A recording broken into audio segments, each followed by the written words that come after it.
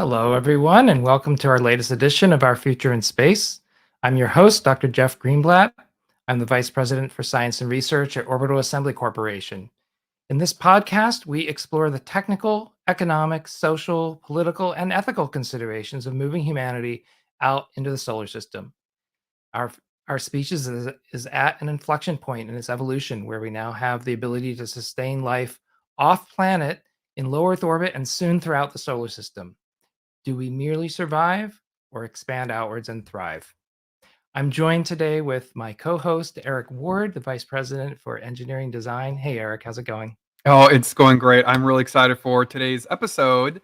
Our guest is Trent Tresch from Biosphere 2, where he is co-developing the world's highest fidelity, hermetically sealed research habitat, SAM, short for Space Analog for the Moon and Mars. And he's also the director of the Center for Human Space Exploration at the University of Arizona. And Trent's actually an old friend of mine. We met some years ago when we were both working on spacesuits. So Trent is a fascinating gentleman, and I'm really excited to have him on the show. Trent, thank you for coming.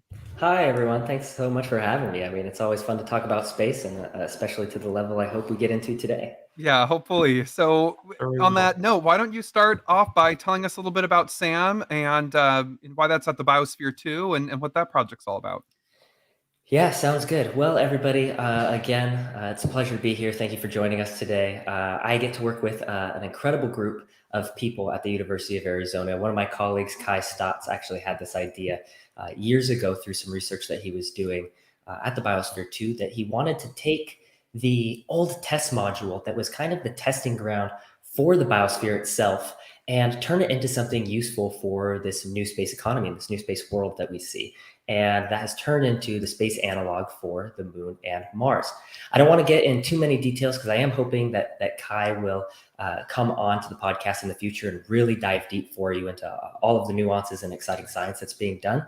But Jeff, Eric, I don't know if you guys want to be able to show a photo here of Sam for me. Sure. I have one that's pulled up right now. Let's see. This is kind of the in development SAM, right? This is SAM in development. So some of these early pictures, you can just kind of see the state of this old test module. So imagine on almost entirely glass and steel building that was sealed with this really fancy silicone to create, again, a hermetic seal so you could pressurize the system. It was kind of left vacant for about 20 years. And this was essentially the prototype for what became the actual Biosphere? Correct. Yeah. So this is a much smaller version of the Biosphere. And so they wanted to test those ideas, as we do, of course, right before we spend all of the money into the larger system. So when they built this, they were doing different iterations, but iterations as meaning they were using this really as a test bed, as its name suggests, right? The test module. But built in 1987, it was used for only a handful of years. Then the Biosphere was built. And I believe about one researcher came in, somebody did another project in here, and it was just left since then. So you'll notice actually the wooden floors, a planked floor that was in there when we first came in. And on top of that planked floor was about 2 feet of dirt. And so there was a growth experiment that was happening in there, and we had to we had to remove all of that dirt wheelbarrow by wheelbarrow over the period of weeks to get it all out. The test module now looks absolutely incredible. If you, Jeff, wouldn't mind pulling up one more photo, which is called SAM 2, you'll see kind of the transformation over time. Oh, look at that. Look at it now, right? Absolutely gorgeous. So completely clean stainless steel floors all welded together. We have some hydroponic systems in there, our farm bot, and some other things. This photo was taken by a colleague of all of ours, Dr. Ryan Kobrick at Paragon Space Development Corporation, during the Analog Astronaut Conference this year. That was something that was put on by Dr. Cyan Proctor from Inspiration 4. So what we're doing here is we're building this a fully hermetically sealed research habitat to better understand how to live on other planets. And we want to open this platform to researchers, scientists, students, professional companies to come in and test their technologies. We want to better understand how to transition from physiochemical to bioregenerative life support systems. There's really a lot of opportunities that we have to just take advantage of a system that a lot of researchers don't have access to right now. And I like to say that we're really building a playground here at the University of Arizona for people to come and think about ideas and then get to explore. And so when you Excellent. say ideas, are you talking about ideas for how we might be able to build larger permanent structures off planet, or sort of how big is the scope of imagination here? Jeff, yeah, good question. I don't think that there is a limit to the imagination here. That's not what our hope is, right? We have to be practical, I think, of course, especially at the beginning of this new space age. What is practical? You probably noticed that this is a completely glass structure. Are we going to have a glass structure on the moon or Mars? No, we're not going to have a glass structure. So there's also a balance here between imagination and historical preservation, but then also like tangible applicability of processes to move forward. So having this system, what's great about it is that it will be in the near future fully sealed. And so we can test things long term, like how does the environment change over time, right? What toxic gases do build up? How do we filter those types of gases using plants? How long can we sustain ourselves within a system like this? And then start to tick away slowly, one question at a time, as to how we extend our periods within a system like this to then hopefully get to the moon and Mars. I'm a huge personal fan of getting to the moon soon within this decade. So that's what I've got my eyes set on. Yeah, I think you'll find some other fans on the line as well, including ourselves. So. Absolutely. So I know Biosphere is run by the University of Arizona, and you're also the director of the Center for Human Space Exploration at the University of Arizona, which, if I understand correctly, is a relatively new center. What's that all about? How'd that come to be, and what do you guys do there? Yeah, thanks for asking, Eric. So the Center of Excellence, really the Center for Human Space Exploration, is something that Kai and I have kind of cooked up over time. As the scope of this project started to increase in a good way, about with all these resources, we could have a much larger impact than just the space habitat. So we have access to spacesuits, we have access to outdoor Mars yard and indoor Mars yard. We have laboratory facilities on site. So what are other things that we could do to expand our impact within the community and hopefully build the future of space exploration? And so all three of us, not all three of us, Kai and I kind of came up with this idea of the Center for Human Space Exploration. So what projects can we house under that? We can do a spacesuit training program. We could do spacecraft egress. We have backgrounds in these things, so why not incorporate them? If people are already going to be on site using the facilities for research, well, we're going to need to train these researchers to be doing this type of science on the moon, on Mars. So why not take advantage and teach them and certify them in how to use a spacesuit? Well, then you start scratching your head and thinking, okay, well, if we can train researchers and scientists to use these systems, well, what's stopping us from expanding into musicians, artists, welders, retail managers? I mean, when we start to think about low Earth orbit and some of the jobs that we may have in the near future, like space hotel manager, could we train those people now, or at least get people to start to think about these opportunities? Right now, we're focusing on our spaceflight training programs, as well as a few smaller projects that are helping us transition to that. So, for example, we're opening up a repository of space resources. So whether those are publications, We've also created machinable diagrams for things like the Apollo 11 lunar hammer. So we made that open source, so people can take that, they can take it to their local machine shop and have a full-scale replica of the Apollo 11 geological hammer, right? Like that kind of access is happening now. And then now we're able to leverage that into these educational programs. And again, hopefully just not only practically teach people, but just to get people to think about what the possibilities could be within our lifetime. Mm-hmm. Yeah, you mentioned a minute ago you have both an indoor and an outdoor Mars analog. Can you tell us more about those facilities? And then we'll talk a little bit about spacesuits because I know we want to get to that question. Yeah, definitely. So, again, when Kai's here, everybody, he will do a deep dive into what analogs are and how useful they are. But just to skim over the surface, I like to say that analogs are like practice, right? When you play soccer, you practice for a game. And in the same way, an analog is used as that simulation for the real thing. So having a Mars analog allows us to do things like take lunar rovers or do EVAs, right, with spacesuits to try and learn about operations, to try and learn more about the technologies and processes necessary to do what we're trying to do successfully and safely. So the indoor Mars yard is connected to SAM. And as you exit the airlock, you are going to be, once it's finished, inside of this area that is completely a basalt field. Kai has this grandiose vision of things like lava tubes and other things. But then once you transition to the outdoors, there are much larger craters and things to interface with. So again, there's that differentiation. We'll probably most likely have a finer regolith inside because it's going to be more of a controlled a more controlled area that has a metal roof actually that Kai and the rest of the team are building this week. So we'll have that more protected inside, and then we'll have the outsides to kind of expand into. Huh. Very cool.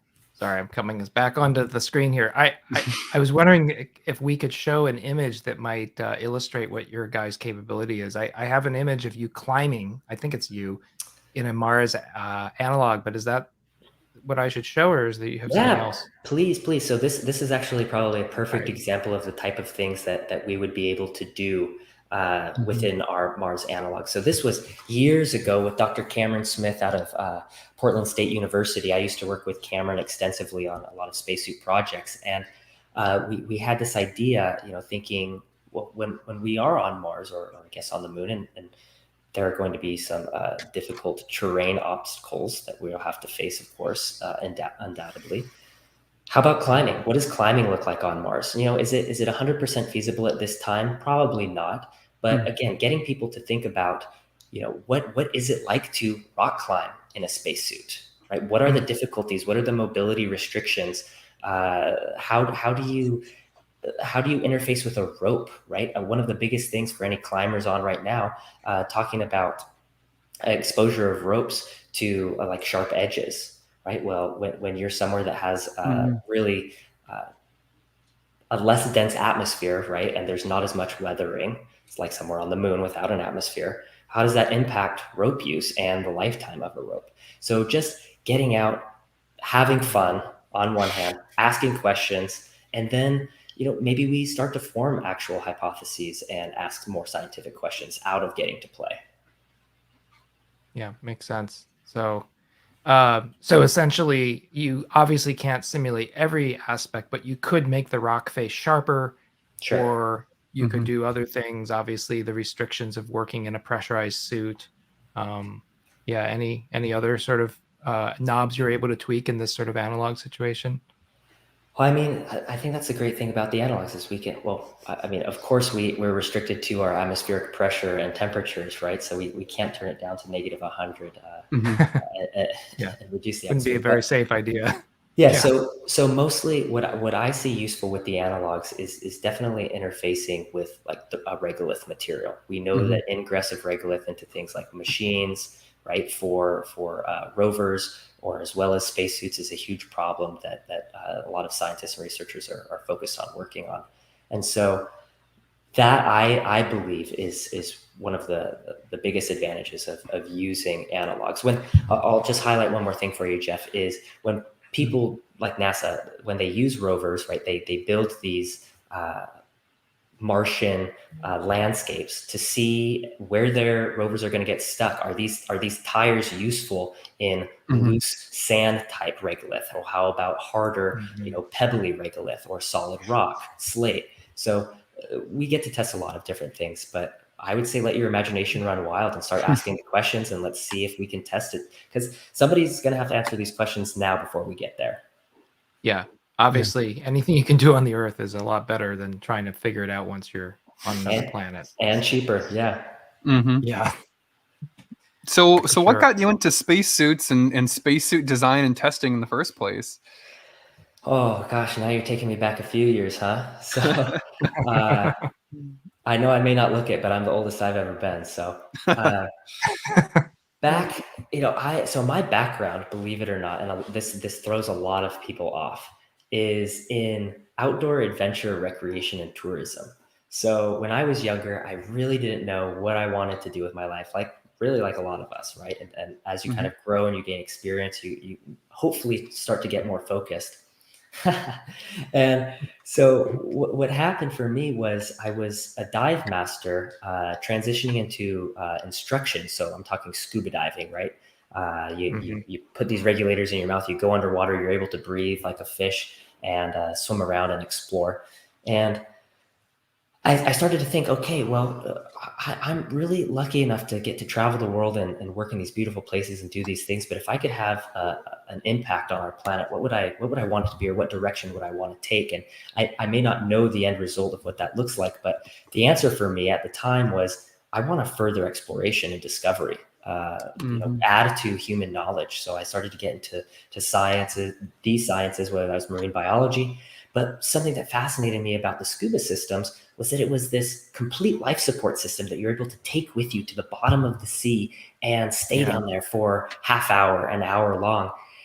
And I started to think, okay, well, the deep ocean is really interesting, right? There's still a lot that is undiscovered down there. So that is really cool.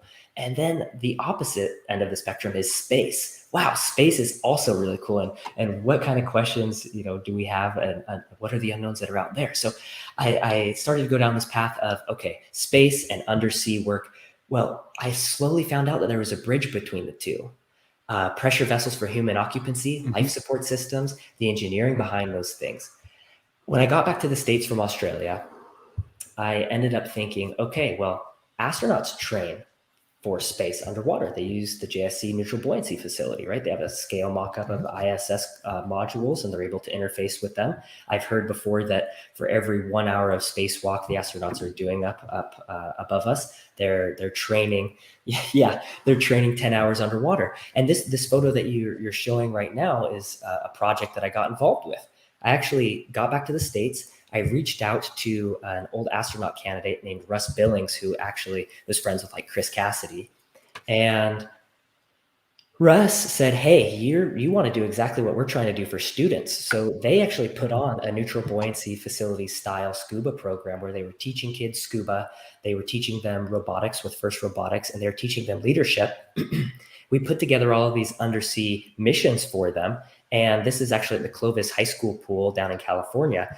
Can you describe it for a little? I'm sorry, just for those who don't have the visual aid. So imagine about a 14-foot, 15-foot deep pool with, around the perimeter, there are these backdrops, these big vinyl backdrops that we put to make it look like the Martian surface. And then the structure itself is actually made out of PVC with 3 different modules. And inside of these 3 PVC modules, students go in as a spacecraft, and inside of each of those modules, there are they're really interfacing with these missions. And this PVC structure for the majority of the week was actually out of the water on land. And students had to go through clean room protocols, and they had to wear these clean suits, and they would go in and they would practice their missions on dry land before they got into the neutral buoyancy environment, as if they were simulating zero-G. This would be considered an analog, right? They're doing analog space missions, implementing their robotic skills that they learned throughout the week and their leadership and teamwork skills. But for me, this type of project was it was fascinating and engaging, especially for younger students. But what I realized is that there was a gap in experiential education for adults. And Eric, your original question was, how did I get into spacesuits? So I started to think, okay, well, in order to take this to the next level, let's integrate this type of project with real spacesuits, right? We can still do underwater missions. We can still do neutral buoyancy. Mhm. Let's take it up a step and add the spacesuit component. Well, when I Googled cost affordable spacesuits, the number that I think popped up was about $3 million. Oh man.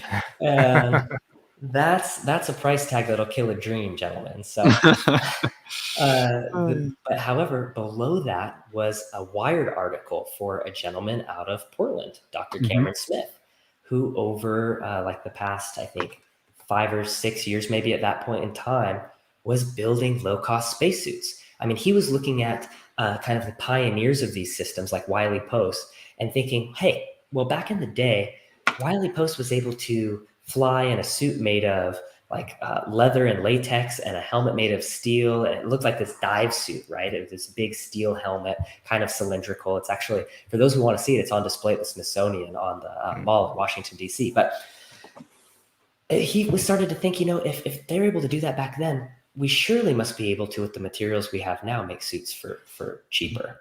And he was right. Really developing those suits, looking at the materials and how you can seal those materials effectively is it's not rocket science. But the golden ticket in spacesuits right now is mobility and then also durability. So this suit that I'm in currently is the first suit that I ever got to be in with Cameron, and I'm actually pressurized at about 3.75 psi. That's really the same pressures that the Apollo astronauts were at on the moon. So imagine, Mm. I was probably about 22 or 23, and I was thinking in my head during this photo, I am in a spacesuit right now that I could, if I was on the moon, this would keep me alive, and that changed my life. I bet. Mhm. Wow. So I started volunteering with Cameron. We became really good friends. We shared a background in exploration. Cameron is a polar explorer. He's done expeditions throughout the Arctic. He's the first person to cross the largest glacier in Iceland, self-supported. So he's working on incredible things, but his goal was specifically not only just to build the suits, but then to fly the suits. Since he was a kid, he's always wanted to be an astronaut, and there were some limitations, I believe, with his vision that kept him from doing so. So he studied anthropology and got in his kind of exploration, itch that way. But now, you showed earlier a photo of ballooning as well. That is also Cameron's balloon. So we're taking these suits that have been built and tested over now the last, I believe, 12 or 13 years throughout different flight systems, from fixed wing aircraft that have open cockpits, or helicopters, rotary wing, and balloons. Well, it ends up that ballooning is one of the most cost-effective ways to get to higher altitudes. We're seeing that now with companies like Worldview, Space Perspective, and some others throughout the world, that they're able to bring down the price of space access by using lifting gas and buoyancy as opposed to rocket fuel and rockets. So the spacesuits for me were something that kind of tied into that original interest of life support systems, and then integrated into education and training and experiential opportunities, and then adventure. So now these are suits that we have and that are going to be used at SAM. They're also suits that are going to be used for the Center for Human Space Exploration. Gentlemen, and everybody here, you don't need a $3 million spacesuit to teach somebody how to use a spacesuit. Okay. Yeah. So Right. by using this analog platform and teaching you the procedures and protocols and science behind the suit, how to put it on, how to take it off, how to clean it, we can open up access, or open up people's minds even, just to the idea of space and how to get there, and the engineering hurdles. So Well, I would love to ask you sort of what training is usually provided for people doing different things, who are going to be in space. And if there are new categories where we don't have a training yet because nobody's ever gone to space to do X. You want to tell us a little about like what's standard, and then what might be sort of in the next few years? Yeah, that's oof. I think you're going to rack my brain a little bit on that one, Jeff. So, It's when okay. people when people look at astronaut training, I think that a lot of astronauts train for specific missions, right? So they might train for specific spacewalks. So whether they're doing repairs or installations on the ISS, we're probably still going to see that into the future, right? Orbital Assembly Corporation. When you take your system up, I'm assuming it's mostly going to be probably a robotic assembly of some kind, but you will probably need people to interface with your system. You're going to need people to do spacewalks, for maintenance, for repairs, and so on. So Yep. what we're focusing on at the Center for Human Space Exploration is going to really adhere to what are called CFRs, Code of Federal Regulations. And I believe, don't quote me on this, everybody, I believe it's CFR 460.51 or 15. But basically what it outlines is spaceflight participant standards. So every spaceflight operator has to teach people how to respond to emergency cabin depressurization, emergency egress, as well as smoke and fire response. And that's what we're going to focus here on initially at Chase, because those are really the entry level requirements for what are going to be needed for spaceflight participants, is then getting into commercial astronauts. And really, if we're being honest, every single operator out there is going to have their own level and standard of training necessary for whatever the mission is, whether you're going up as a tourist for a hotel stay, or you're going out to do maintenance on an EVA or some scientific research, right? On say, the moon's surface. But if we can, again, provide that baseline experience, it will at least expose people initially to give them that baseline. And I always like to equate it or make it analogous to scuba diving again. When you become a scuba diver, you're not a scuba instructor. You get your open water certificate. You're just learning the basics, and then you can go out and you are capable. But then after that, you become an advanced diver, and then a rescue diver, and then maybe a dive master, an assistant instructor, maybe an instructor trainer. So the level of progression and experience you kind of gain as necessary. And that's what I see into the future is we will train people specifically for opportunities, and then they will obtain more training specifically as necessary. Cool. Yeah, no, that makes sense. So as we learn how to do more things in different situations, not necessarily even in a full EVA, under vacuum outside a spacecraft, but maybe on the surface of different planets, or just walking around, but in a dangerous environment inside where you don't need a full EVA, but you still have to protect yourself because of some condition. And then, Sure. And right. I think honestly, what we're going to find as the commercial new space economy kind of start to expand, I do believe that within this decade, we're going to be back on the moon, and we're going to be building under Artemis, right? And some things we're going to have to figure out in the same way the Apollo missions did. You might get an astronaut who's out there and say, oh, I can't reach my boot for this reason, and I need to do this. Hey, now we have to make these adjustments. So then the training will reflect the application into the future, and then it'll be incorporated for the future people, whoever else is going up to do similar missions. It'll be this constant evolution of training and learning and training and learning. Yeah, and I see also with people spending what we hope will be more and more time on the moon. I mean, NASA is working up to a series of missions that will be 30 days or more eventually. It'll be a week at the beginning, but then 14 days and then a full 30. Between being able to iterate on the surface, it's like, all right, well, let's try this again the next day, and being able to communicate with an Earth analog training ground such as yourself and try things in a less dangerous situation. I think the learning curve is going to advance quickly. Totally. I mean, yeah, think Apollo 13, right? Oh, you lost an O2 tank and you've got limited life support. Okay, well, let's build it, take what we have on Earth to figure out the problem as well. I think there's going to be a lot of that back and forth. Yeah. Definitely. So what as we, as we go even farther into the future, and we're not just exploring the moon, but we're starting to build these civilizations beyond the surface of the planet.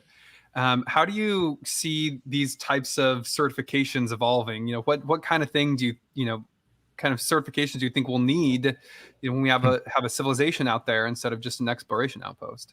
Yeah, I think that there's going to be a little bit of give and take. So, we see the usefulness of our formal education system, right? And Chase, the Center for Human Space Exploration, with Chase, we we're doing something that's just more so experiential, right? And as you said, this is really more so short term. But in the long term, I feel that companies like SpaceX, Blue Origin, Orbital Assembly Corporation, everybody's going to have their own specific training, maybe bringing in specialists to help with whatever their mission needs and goals are. But then over time, as kind of civilization becomes more established, we'll probably see the dissemination of or the outsourcing of those type of educational opportunities. And maybe a good way to put that into a frame of mind is, if you wanted to be a farmer back in the day, you went to the farmer and you learned how to farm. And then now, as farming has become more established, you can actually go to school for farming, right? But then you still get paired with farmers and tangible hands-on experiences, but you can still get like a formal education. So I see training and certification processes more so going into the hands of the operators, and then in the future moving towards kind of an open like educational university type process. But who knows? Your guess is as good as mine. Yeah. Well, I'm kind of imagining the far future where people are born and live in space. And, like most of us in the United States, we learn to swim, right? Like as soon as we're old enough to hold our heads up and so on. Sometimes it's just a year or two. I imagine that everybody's going to have to learn how to do these sort of basic emergency procedures like you described, because you're living inside a pressurized system, whether it's on the moon or in free space or Mars or whatnot. So Jeff, you just reminded me, I don't know if when you guys were in school, you did this, right? But like the earthquake drills, right? Where you get under your desk, right? So I could definitely see emergency drills being implemented to schools on Mars. Mm-hmm. Yeah, that's just the beginning. I can imagine, because people are going to want to do more and more things on the, in the new environment. And you can't spend your whole life inside a sealed habitat. I think people are going to have a great need to explore, as well as, like you're saying, to be inventive, right? To improvise. That's an interesting idea that, where, a lot of kids these days will learn how to swim, that we might, a civilization on Mars might have EVA training as part of a child growing up, learning how to walk in a spacesuit on the surface outside of the habitat. Totally. Have you all seen Lightyear yet? I haven't. No. Oh, the new Pixar movie? The new Disney Pixar movie, guys. Come on now. Buzz Lightyear. Buzz Lightyear. I got to go see it. Yeah. It just came out over the weekend, and it's Rotten Tomatoes, I think, is only at about like 75% or something like that. So it didn't get like the most incredible reviews, but it is fun. And that's actually part of the story. I won't spoil it too much for you, but they get marooned on this planet, and then you see the progression over time, see how life evolves over time on that planet. And I think it just plays kind of right into what you're saying. And it's kind of curious and it's super fun. This is not sponsored by Disney at all, but I wish it was. Yeah, unfortunately. Oh, that's fantastic. What else? Yeah. So, I mean, I would gladly chat your guys' ear off about spacesuits for all this time, but you have another question, Eric? There's some other things. Yeah. Well, you and I had, obviously we've been talking, for a long time, but one thing that's sort of come up a couple times in our conversations is this idea that by living on Earth, we're already in space. And I was wondering if you could talk to our listeners about that a little bit, and what your kind of way of thinking, down that line is. Definitely. So I feel sometimes when I say those things, people kind of are taken aback and they think, oh, wait, you work in space, but you don't want us to go to space. And I think they take this wrong. So usually what I find myself saying is to people, colleagues of mine, or within communities, everybody's like, oh, I want to travel in a rocket to space. And I do see that there's a lot of value in that as well. Investing in like the overview effect, right? Frank White has that book. I believe it's called The Overview Effect or Overview Experience or something. And he talks about, when people see the Earth from above, you get this celestial, spiritual experience in some way, that you see the world without borders, and just the kind of just how small our problems are, right? Just how minuscule these day-to-day issues that we have are. And I believe there's value in that, but I also want people I mean, space also has to be economical, and I think for some people, it's not a good option to pay for, you know, a $2 million flight on Blue Origin or something to go to space. Like to take out a low second, third mortgage on your house to do that's probably not a good idea. But so maybe Yeah, we don't want to bankrupt people. right. That's for sure. So maybe it comes from a space of just sorry, like financial responsibility, but I say that we're already in space, and I think people forget that. I think that by being on this huge rocket ship already and getting caught up again in our day-to-day problems, you know, everybody has them, whether it's finances, family, jobs, whatever, you name it. We forget that we're already dangling in the middle of nothingness, right? This vast nothingness, and this spaceship that we have has an incredible ability to regulate itself in a way, right? And that we're also equally. Actually, you all had a podcast visitor, Daniel Fox, on the other day. And it's funny, I was at the National Space Society conference in DC just a handful of weeks ago, put on by like Adita Gale and all these phenomenal folks. And this guy, Daniel, kept popping up on my LinkedIn over and over and over again. I was like, he's here. I got to meet this guy, of course. So he actually ended up popping his head into one of the plenary sessions, and he looked right at me. I looked right at him and I said, Daniel? And he was just completely confused because he's never met me before, right?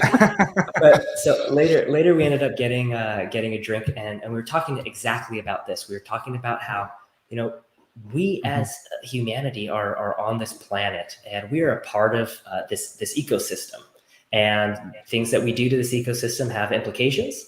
And it's the same not only for our spaceship here, but for when we're going into Earth. So I mean, there's really a lot of ways that this conversation can go. We can talk about space exploration for Earth conservation. We can talk about my new friend Mike Mongo, who's a kind of a space influencer out there. He always says, when we solve for space, we solve for Earth. So this idea of saying, you know, we're already on this Earth spaceship. There's a lot of follow-up kind of questions and conversations that can be had. We can talk about conservation, we can talk about space technologies, but I just like the fact that when you say something like that, it really gets people to think. They kind of, again, they scratch their heads and they think, oh, yeah, you're actually right. We're already in space. In a way, we're kind of already all astronauts. Yeah. Right. I mean, we don't think about it normally that way, but nobody can deny the reality of that. And then the question is, okay, so given that that's true, how should I be thinking or living my life differently? I guess that's really the cognitive shift, right? Is like that information is supposed to induce some behavior change, I would imagine. It's not just a cool fact, right?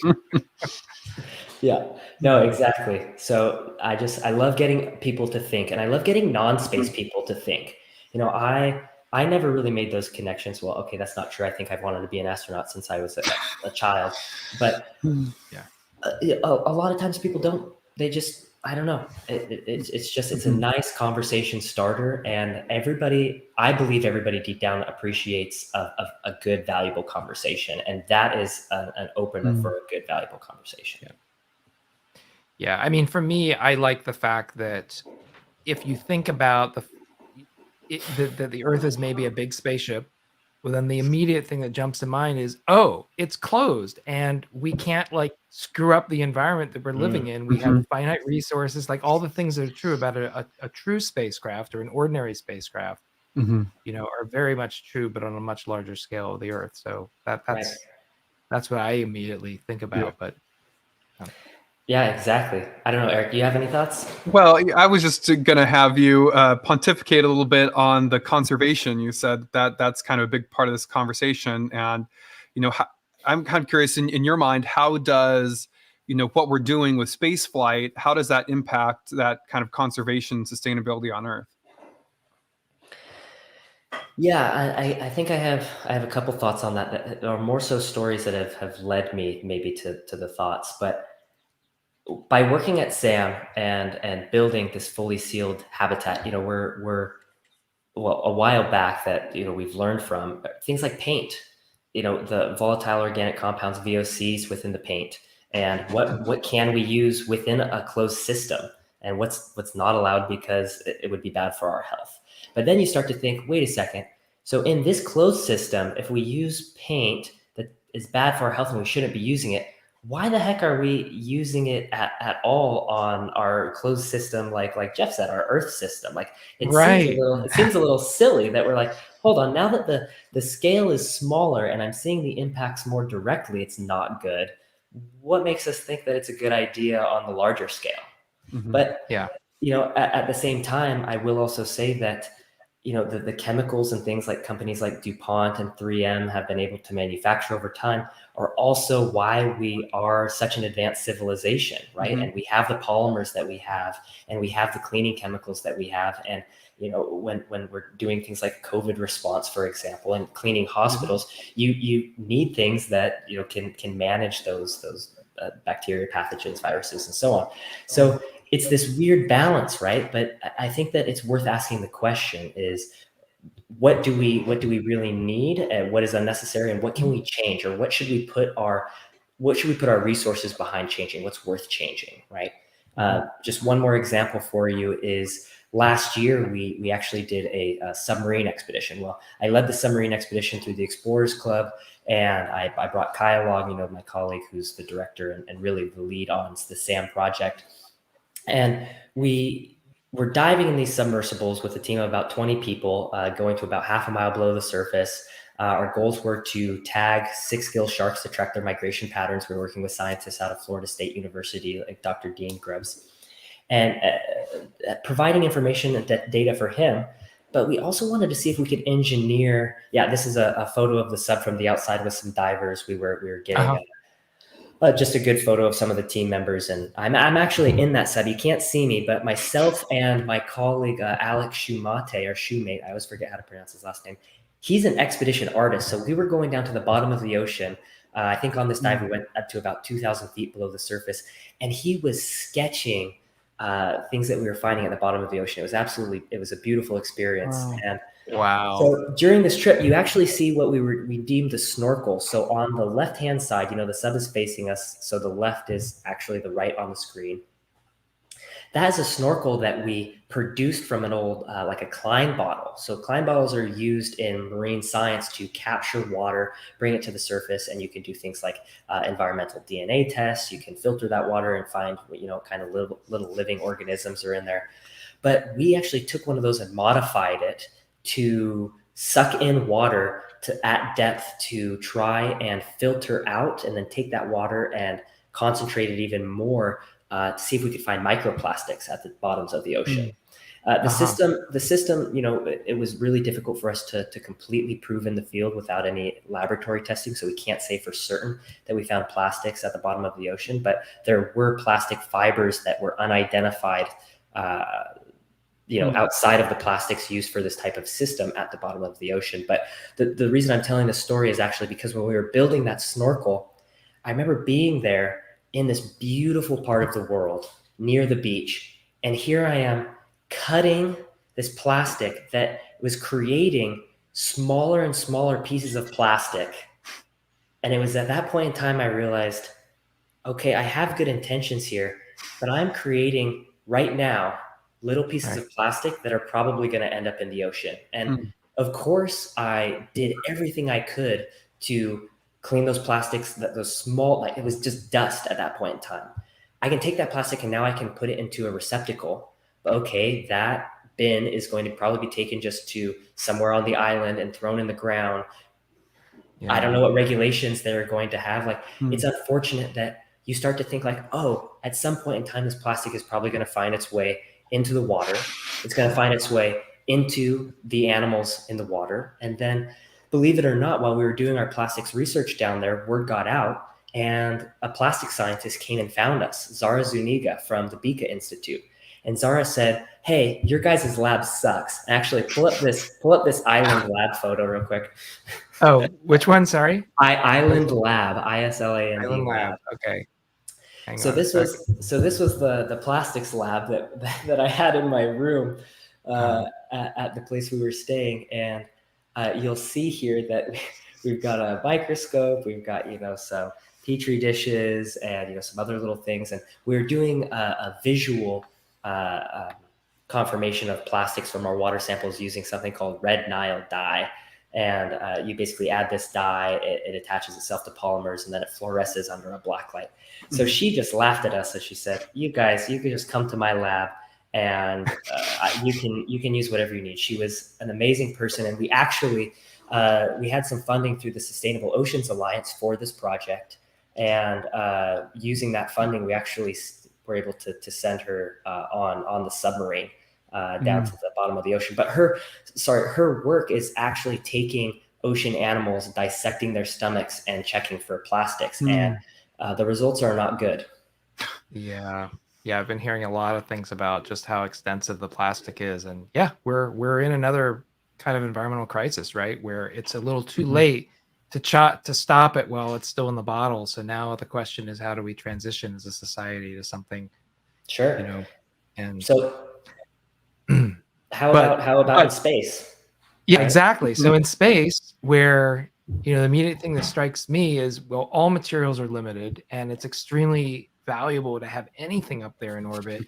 You want to be able to reuse materials as much as possible, especially things that are in short supply, like carbon-based materials, right? I mean, you can get all the rock you want on the moon or any other body, but yeah, getting kind of the elements of life is more difficult. So oxygen, hydrogen, carbon, nitrogen.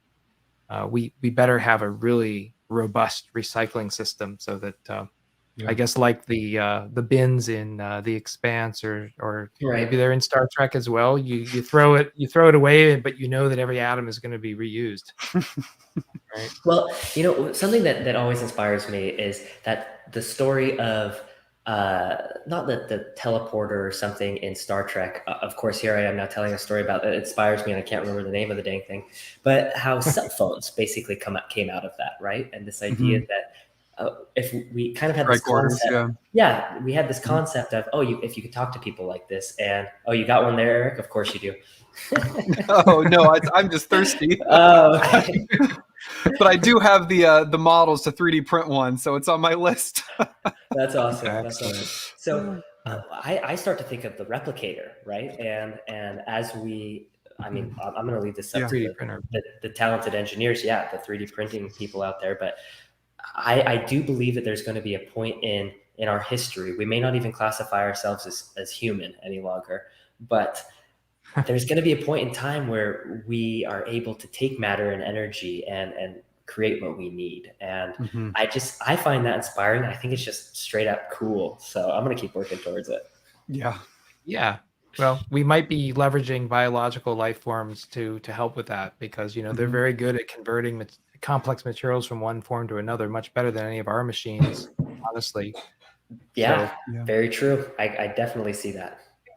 Yeah, but if I recall correctly too, the replicators can also they also dispose of unused material. I'm remembering Captain Picard getting his Earl Grey tea hot from a replicator, but then at some point setting the empty cup back in there and it disappears, right? But in a similar way, right? They're taking creating that matter that he needs, but then taking that garbage, right, and converting it back into whatever energy and atoms that you use to create the next thing. So sure, yeah, fair enough. But yeah, I think, Jeff, you're talking about 3D printers, using biology as well. So I think swinging even back to Sam for a moment, we're even looking at transition from physiochemical, like mechanical based life support systems, using things like soda lime, zeolites, amines, and transitioning over to using plants for our life support system. So for not only food,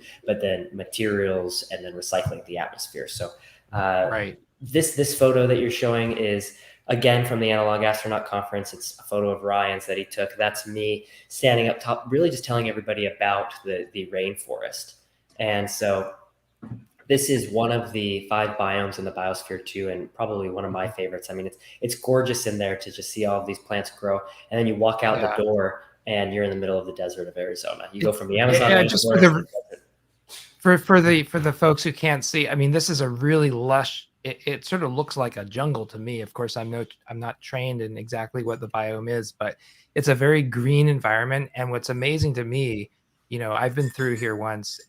It's it's a completely self-enclosed ecosystem. So all the oxygen is, is contained inside, and the plants are busy pumping out more of it and absorbing the CO2. Um, it's the closest thing to a large space station that I've actually been able to walk through. It's quite remarkable. Yeah, and to add on to that, Jeff, there's probably a lot of your listeners that have heard of the Biosphere 2 before. For those who haven't, I definitely recommend you guys Googling or giving a read, checking out the Biosphere website, or there's even a documentary out there, or actually more than a few on YouTube and on Amazon Prime. But it's a fascinating place with a really curious history. Today, it's not a fully sealed ecosystem. It used to be in the early 90s when there were 8 people living inside. But currently it's a science education facility as well as a science research facility. You get visiting researchers from the university down in Tucson proper up to visit it and do research there. And then you also have people from other universities coming in, and even businesses. Actually, the Biosphere 2 just opened up a center for innovation that they are bringing in, kind of like a tech park.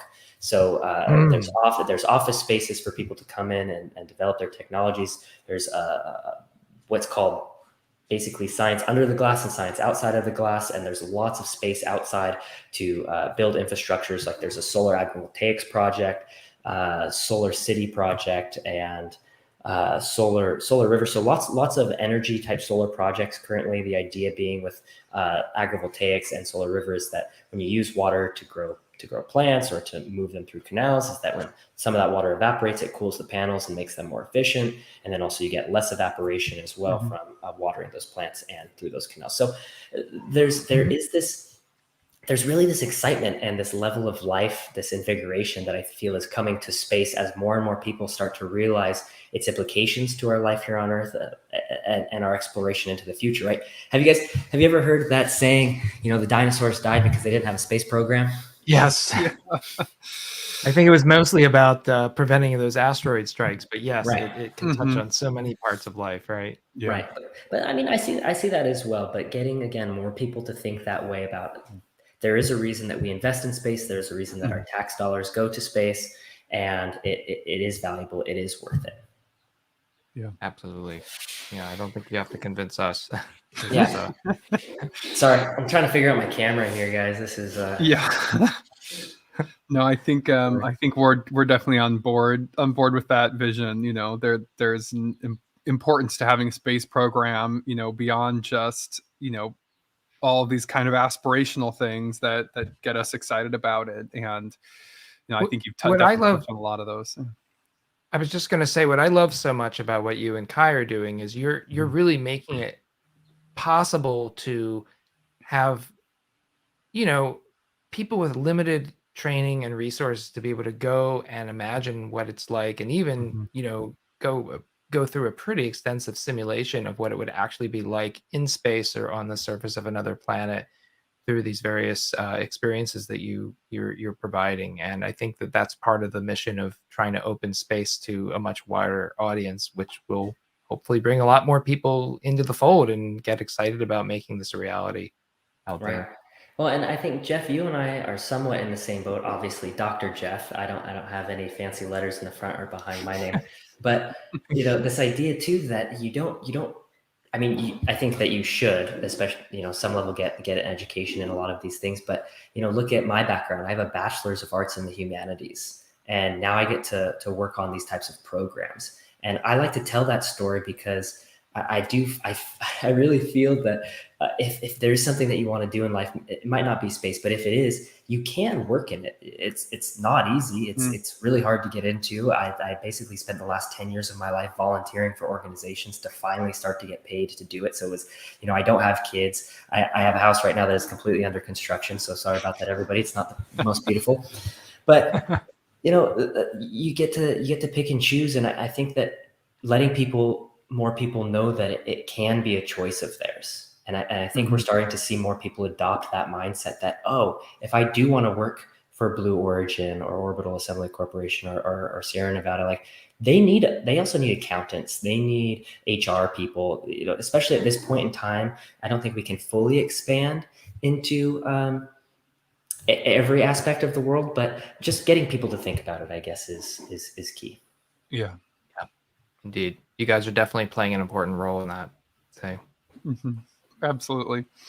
Well, on that note, I think we're running out of time here, so I think we're going to have to wrap up. But thank you to everyone who joined us today. Of course, Trent, thank you so much for coming on and sharing your insight with us. We really appreciate it, and hopefully our listeners found that enlightening and interesting to listen to. So. For all you listeners out there, please reach out to us if you have suggestions for future discussion topics or people you'd like us to interview. You can let us know via email, ourfutureinspace@orbitalassembly.com. You can find us on Twitter @ourfuturespace or Facebook @ourfutureinspace. And you can reach Trent on Twitter @moonshot87b. So thank you, everyone, for joining us, and we'll talk to you guys soon. Bye-bye. Thanks. Thanks.